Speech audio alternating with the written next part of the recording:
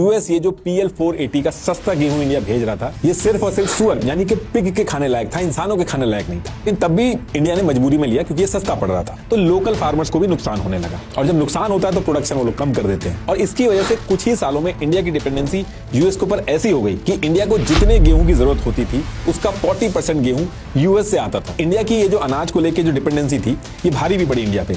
Year 1965 में पाकिस्तान के साथ जब इंडिया की लड़ाई हुई तो यूएस ने धमकी दी इंडिया को कि वो अनाज बंद कर देंगे। सेम ईयर में यूएस की वियतनाम के साथ वॉर हुई तो इंडिया ने बॉम्बिंग रोकने वगैरह के लिए स्टेटमेंट दे दिए थे। ये दोनों चीजें यूएस को बिल्कुल पसंद नहीं आई। यूएस के प्रेसिडेंट जॉनसन ने इंडिया का एक्चुअल में अनाज रोक दिया था और इंडिया के अंदर लोगों की बहुत ज्यादा हालत खराब हो रही थी। वो तो जॉनसन की बेटी थी, उन्होंने जॉनसन से रिक्वेस्ट की कि एटलीस्ट वो क्रिसमस में इंडिया के अनाज की सप्लाई न रोके। तब जाके जॉनसन ने कुछ अनाज के शिप भेजे इंडिया में। ये लोग अनाज रोकते थे और इंदिरा गांधी जी को बार बार मजबूरी में फोन करके घंटों रिक्वेस्ट करनी पड़ती थी यूएस प्रेसिडेंट से कि सप्लाई भेज दे। और एक बार इंदिरा गांधी जी को इतना डिसरिस्पेक्टफुल लगा कि उनको अनाज के लिए इतनी रिक्वेस्ट करनी पड़ रही है, उन्होंने फोन काटा और ये फैसला लिया कि कुछ भी हो जाए इंडिया अपने फूड के लिए किसी दूसरे देश के आगे हाथ नहीं फैलाएगा।